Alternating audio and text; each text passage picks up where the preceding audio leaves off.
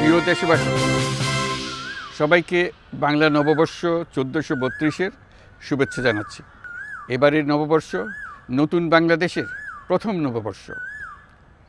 আসুন আমরা বিগত বছরগুলোর গ্লানি, দুঃখ, বেদনা, অসুন্দর ও অশুভকে ভুলে গিয়ে নতুন প্রত্যয়ে, নতুন উদ্যমে সামনের দিকে এগিয়ে চলুন নতুন বাংলাদেশ গড়ে তুলি।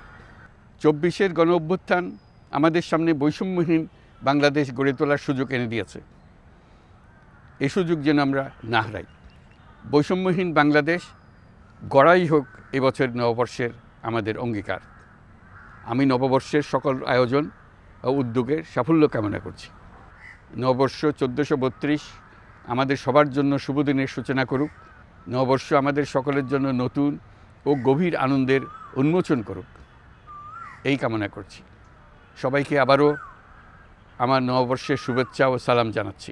পহেলা বৈশাখ আমাদের প্রাণের উৎসব, বাঙালির সার্বজনীন উৎসব। পুরো পৃথিবীতে যেখানে যেখানে বাঙালিরা আছেন, আজ আমাদের সবার আনন্দের দিন, বর্ষবরণের দিন। বাংলা সাল গণনা শুরু হয়েছিল কৃষিকাজের সুবিধার জন্য, ফসলি সন হিসেবে। এখনও এদেশের কৃষকরা বাংলা তারিখের হিসেবেই বীজ বোনেন, ফসল তোলেন। বাংলা নববর্ষের এক অবিচ্ছেদ্য অংশ হালখাতা। এখনকার আধুনিক সময়েও এখনও এই হালখাতার ঐতিহ্যকে ধরে রেখেছেন বাংলাদেশের হাটে বাজারে, শহরে বন্দরে।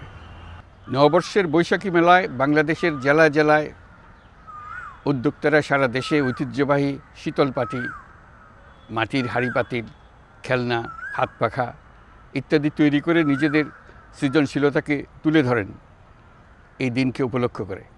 বাংলাদেশের সংস্কৃতি ও ঐতিহ্য রক্ষায় এবং একে এগিয়ে নিয়ে যেতে আমাদের সবাইকে সক্রিয় ভূমিকা রাখার জন্য অনুরোধ জানাচ্ছি। আমাদের এইসব ঐতিহ্য যেন আমাদের নিজেদের মধ্যে সীমাবদ্ধ না থাকে।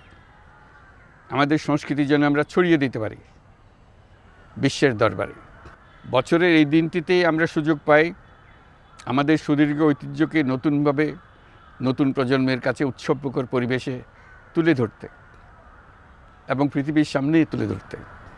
পাহাড় ও সমতলের বিভিন্ন জাতিগোষ্ঠীও চৈত্র সংক্রান্তি ও নববর্ষে এবার বড় পরিসরে উৎসব উদযাপন করছে।